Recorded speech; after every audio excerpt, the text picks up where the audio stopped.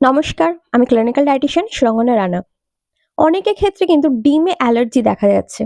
তো সেক্ষেত্রে একজন জিজ্ঞেস করলেন, "ম্যাম ডিমে তো অ্যালার্জি, ডিম খেতে কিন্তু ভালোবাসি। এবার ডিমটাকে কি কোনোভাবে ডায়েটের মধ্যে রাখা যাবে?" এক্ষেত্রে অবশ্যই ডিম ডায়েটের মধ্যে রাখা যেতে পারে। যদি সিভিয়ার অ্যালার্জি থাকে ডেফিনিটলি আমি বলব কোনোভাবেই ডায়েটের মধ্যে রাখা উচিত না। সেক্ষেত্রে যখন সিভিয়ার অ্যালার্জেটিক রিঅ্যাকশন বডিতে হচ্ছে। এবার যদি অ্যালার্জেটিক রিঅ্যাকশন একেবারে কম থাকে, তো সেক্ষেত্রে ডিম চাইলে আপনার ডায়েটের মধ্যে রাখতে পারেন। একটা টিপস ইউজ করতে পারেন যে বয়েল এগ ডেফিনিটলি ডায়েটের মধ্যে রাখুন বা অমলেট করে রাখতে পারেন। এগ ইয়োকটাকে বাদ দিয়ে আপনারা চাইলে এগ হোয়াইট পোরশনটাকে কিন্তু ইনক্লুড করতে পারেন, যেটা ইজিলি ডাইজেস্টেবল।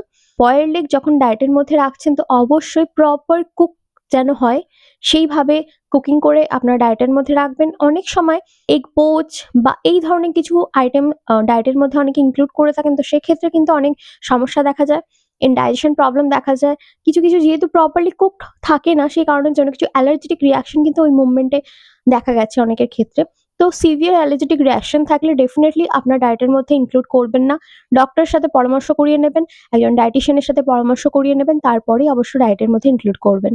তাছাড়া যদি সিভিয়ার কন্ডিশন না থাকে, দেন ডেফিনিটলি প্রপারলি কুকড করে ডায়েটের মধ্যে আপনারা রাখতে পারেন। সুস্থ থাকবেন, ভালো থাকবেন। দেখা হচ্ছে পরের ভিডিওতে।